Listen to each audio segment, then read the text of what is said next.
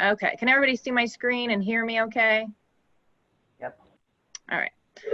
So I'm going to walk through the small business grant informational packet so that you have an idea of what we are facilitating.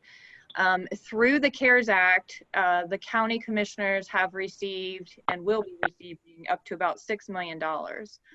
And part of that, we are working with them to facilitate the COVID Relief Small Business Grant. Right now, we've received $500,000 from the CARES Act to be distributed to grants. And it is a partnership also with the Licking County Foundation. Sorry, I keep having people that need to be admitted, so I get, okay. So I get a little delayed. But anyway, it is a partnership with the Licking County Foundation as well. They are doing grants for nonprofits, which are 501c3 organizations. So I'm going to walk through a little bit of the criteria for your business to apply and eligibility. So again, as I said, they are made available to small businesses with 1 to 50 employees who are located in Licking County. You do not have to be a chamber member to apply for this. Eligible nonprofits that are not a 501c3. So the chamber is a 501c6. I know some other organizations like the Elks are other tax, their status is different. It's 501c4 and things like that. They are also eligible as long as they have employees. So you have to, again, have 1 to 5 employees. We also will take a full-time equivalent. So if you have some part-time employees, we suggest that for every 2, that equates to 1 full-time employee. All this information will be on our website, and as we get a little further along, I'll show you exactly where it will become live tomorrow morning. This just tells you a little bit about all the criteria. And next, I want to talk a little bit about the expenditures that are eligible for funding. So all of the funding will be based on incurred costs. So these are expenses that you've had since March 1st due to the public health emergency. That can be multiple things. So I kind of want to walk through it. And as we get a little bit further along, we have examples as well. But it needs to be a response directly to the emergency. So it could be anything that your business needed to do to adjust to the social distancing. It could be if you were mandated closed. During that time period, your rent cost or the cost for your mortgage, that could be included. Utilities and rent during the time that you were mandated closed, that can be included. Costs for any personal protection equipment, any cost for employees to work remotely. Some of the things that are not eligible, if you already received funding through the CARES Act, you cannot apply for this.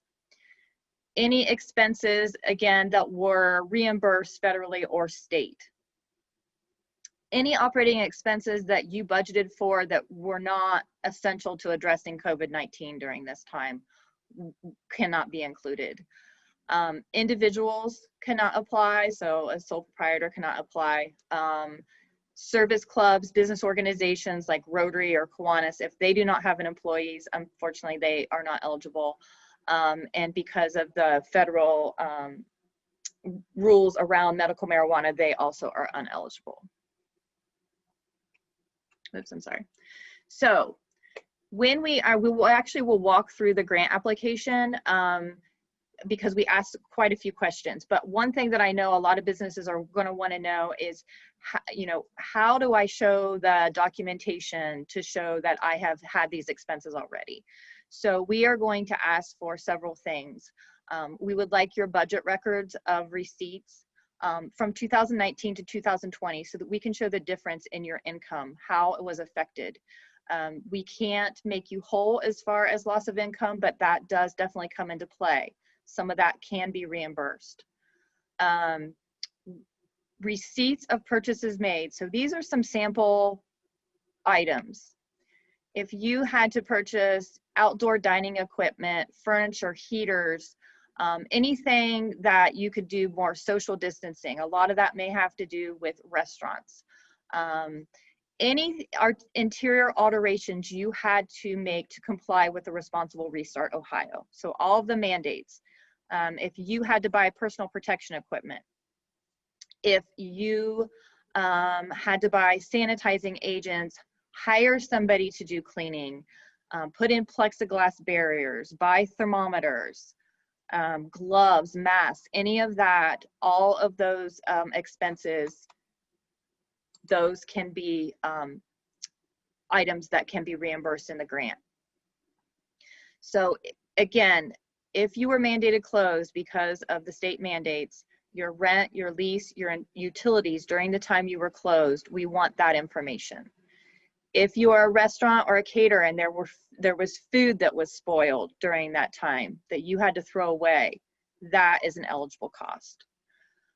Anytime that you had your employees work from home, so telework equipment costs, you had to buy computers or video equipment, microphones, a VPN, if you paid for home internet costs for your employees, I know this seems a little antiquated, but fax machines, scanners, video conferencing, subscription costs for Zoom, anything like that, all of those costs, that is what we'll be asking for.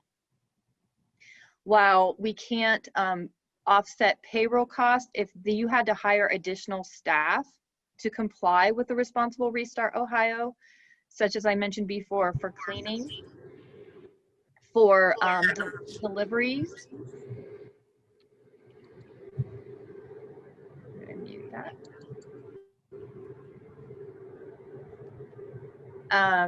If you had somebody that was actually doing, you know, curbside pickup that you had to hire, you can offset the personnel costs for that.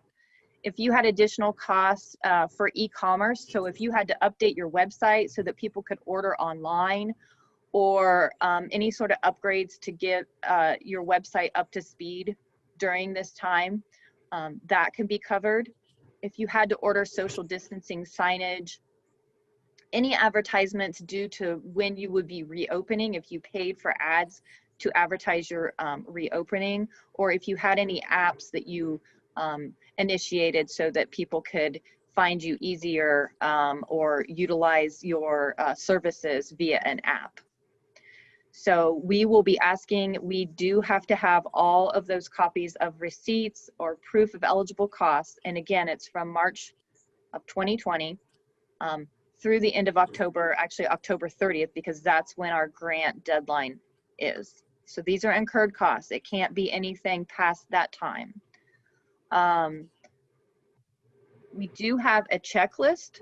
So we basically are asking you to read through this entire packet that again will be, I can email to all of you ahead of time so that you have it ahead of time, but it will be on our website starting tomorrow morning.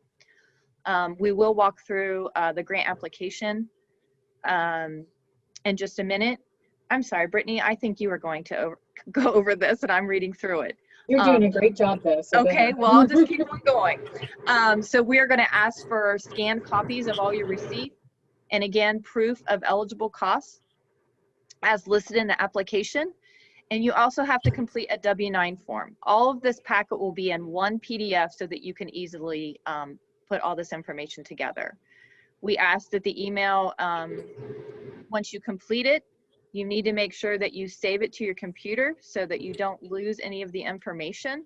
And then you submit it, and you will be submitting it to Brittany Meisner, which is bmeisner@lickingcountychamber.com, with a subject line of grant documentation, and then if you will put the name of your business. So let me walk you through a little bit of what the grant application looks like. So again, it outlines the eligibility. We actually have a 5-person committee that will be looking through all of the grant applications. So once we receive all of the applications, we will be compiling those. Again, the deadline to submit is October 30th. So over the next couple weeks past that, we will be looking through all of that. We can award up to $40,000 per company. That doesn't mean that we will be able to do that. We are going to be looking at all the applications that we have and trying to address the needs as many as we can. But our committee will be looking through that. The announcement will be made November 16th, and checks will be sent out immediately at that time. So the questions that we ask are pretty simple. Obviously, your name and how we can contact you, your phone number. We will need the total number of employees and the federal taxpayer ID number. So this, as you're looking at right now, is the actual application. We do ask you a question about how has the pandemic affected your income. So we really want all of that information, staffing, all the additional costs, any financial burden that occurred after the March 1st time period. If you can list that all in detail, and if there's something that you need to attach in addition to on the application, feel free to do that. We are also asking you, what kind of funding did you already receive? So did you receive the PPP or an EIDL loan or any other relief funding? If so, we really need to know how much you received and what did those funds go toward paying. So we can't reimburse something that you've already been reimbursed for. We really want to know if you had to eliminate staffing, and if so, do you plan to bring them back? What's the timeline? Really, we want to know what long-term effects do you see for your business. We want to make sure that somebody isn't in jeopardy of closing. So if you feel that your business might be in jeopardy of closing, we really need to know that, because we want to help those that are really in need. And then we ask for the amount requested, but you have to remember, you can request up to $40,000, but you're going to have to show us either proof of loss of income and receipts that you have already purchased these items that are eligible. Again, we ask for all of the receipts.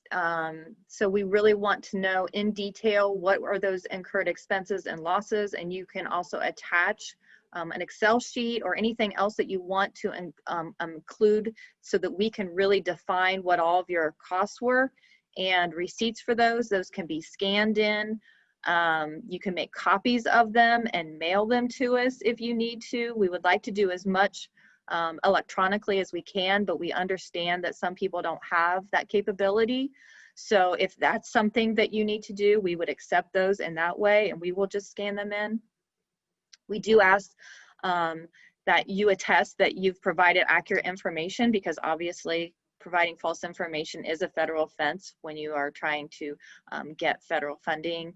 But we also want you to know that we keep all of your personal information confidential, and that we will keep it in the strictest confidence. So anything that you share with us, that is strictly information that we do not share. So I know I went through that kind of quickly. In addition to the packet, we also have a W-9 that the federal government mandates that we do have you complete. If you have an electronic signature, you can complete this all online electronically, or you can print it out if you don't have an electronic signature, but we do need that signed. You can sign it, and again, this is something that you can either mail to us or you can scan it in and email it to us. I'm going to stop. So the end of this is just the end of the W-9. So I'm going to stop sharing. Again, I will be emailing this to everybody that's on the call, but I also want to share. Let me go to our.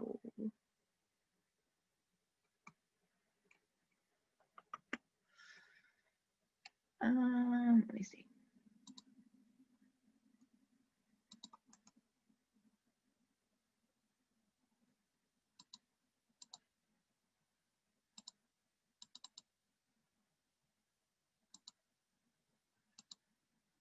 Can you see this internet page? Can everybody see that? Okay. So this is our website. Let me move the Zoom over. If you go over to this right side where it says COVID-19 resources, that's where all of the information is going to be about the grant. So it's already listed on here right now, the CARES Act COVID Relief Small Business Grant Program. At the bottom, it does say the grant application will open on October 15th at 8 a.m. So tomorrow morning, we will have an actual link to that entire packet that I just shared, so that anybody that is interested, if you know other people that have small businesses that might want to apply, that will be there until the time on October 30th when the grant application time frame is complete. So I will copy this right now and share it. Let me stop sharing. It's a little bit easier to do it that way. Share it in the chat.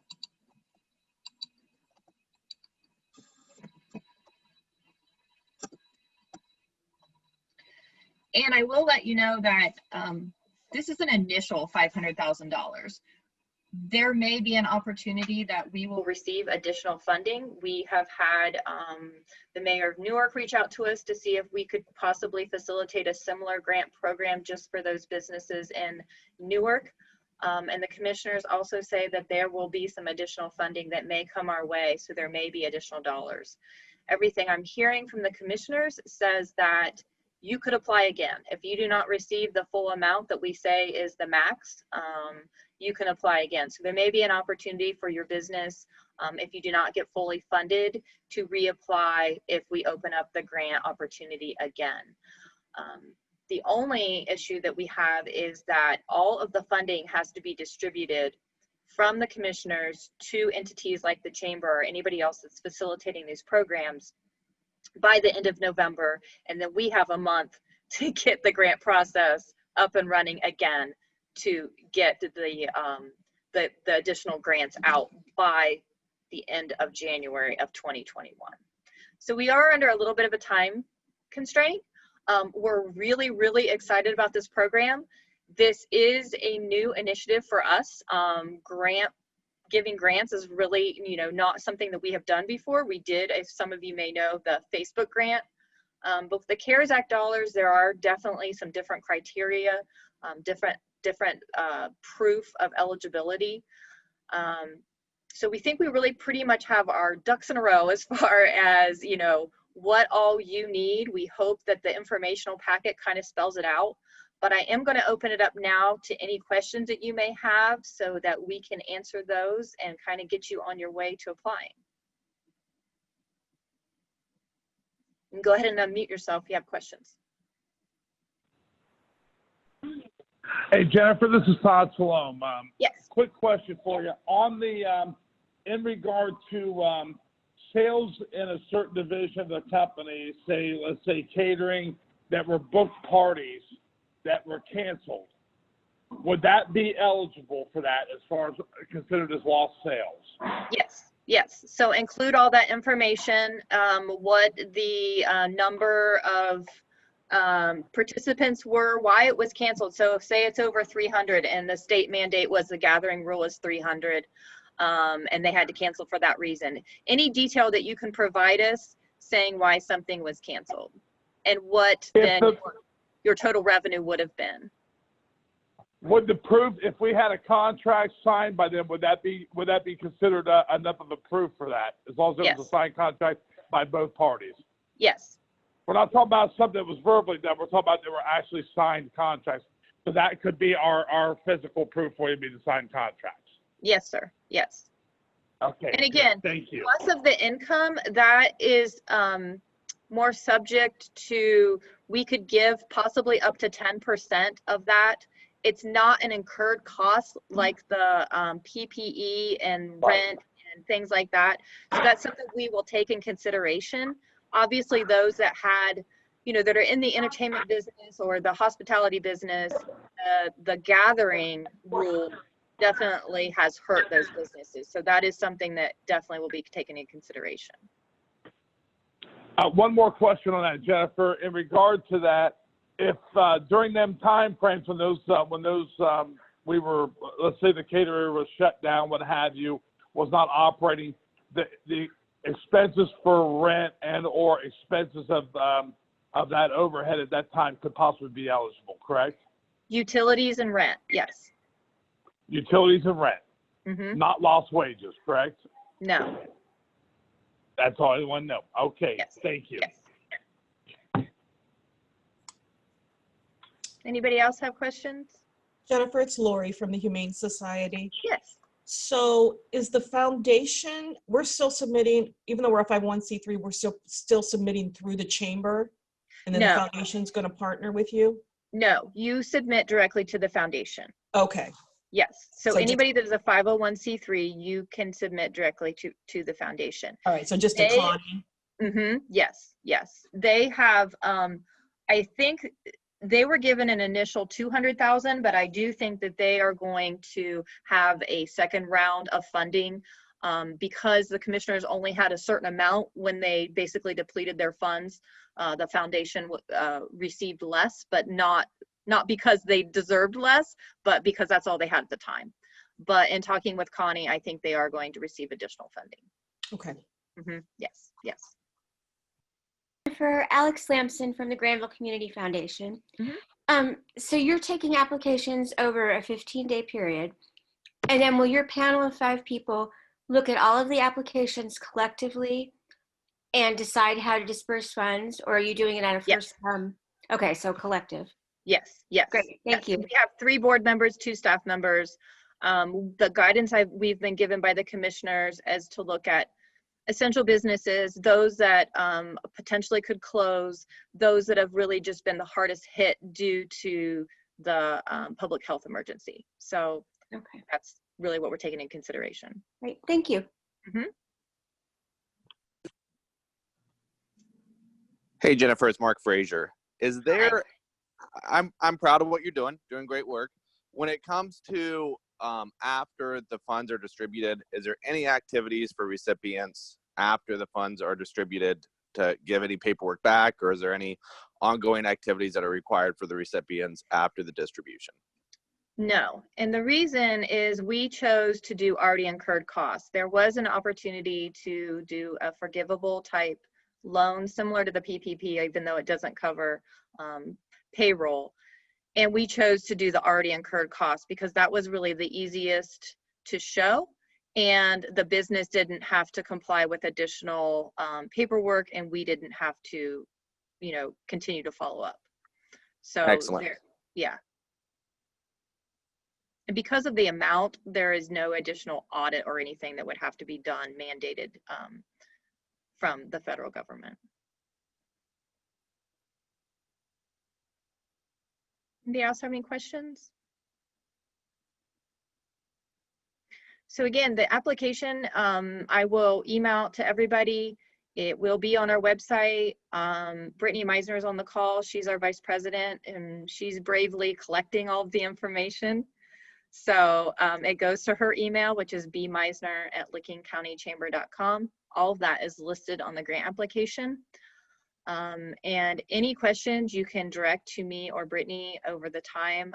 We do have 2 other team members on the call, Natasha Platt and Atrina Good, and they're standing by to help you as well. So anything that we can do to answer questions, we are still learning ourselves, I will tell you that. It has been a process since the end of August to work with the Commissioner's Office and Ken Oswalt, who is their administrator, providing us all the information so that we can get up to speed. And we, like I said, are still learning. So if there are any questions that you send our way, we might have to get answered by the commissioners. But we really want to be able to help small businesses that are hurting because of the pandemic. And we've heard from so many that, they've had a lot of restrictions put in place, and it's a scary time. So we feel this is a very important initiative, and we're excited to get started. Again, if you know of anybody else that owns small businesses or is a manager of a small business, please share the information. We will be starting to advertise this on the radio, on the Advocates website, and really social media push. So hopefully we'll be able to get it out there even stronger so that we could get a lot of press about it. But again, if you have any questions, you can always reach out to us, phone or email.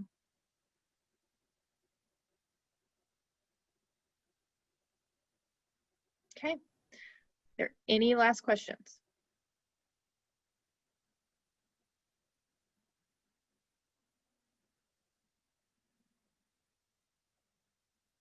All right. I've either stumped you all or we did a good job explaining it. Again, thank you, Jennifer. Yeah, absolutely. We will have this webinar available on our YouTube page so that people can refer back to it and look through the packet and kind of hear some of your questions. We may get to a point where we would have to do some FAQs. Right now, we think that the packet hopefully spells it all out. But again, as you start working through the grant application and you have any questions, just shoot it our way. Actually, probably the more information you can provide us, the better. Even if it's something we can't use as criteria, it's better to include it than not to. So again, if there's anything we can do to help you through the process, just let us know. Thanks for joining us this morning. Thanks so much. Yeah, have a Thank good day, you. everybody. You too.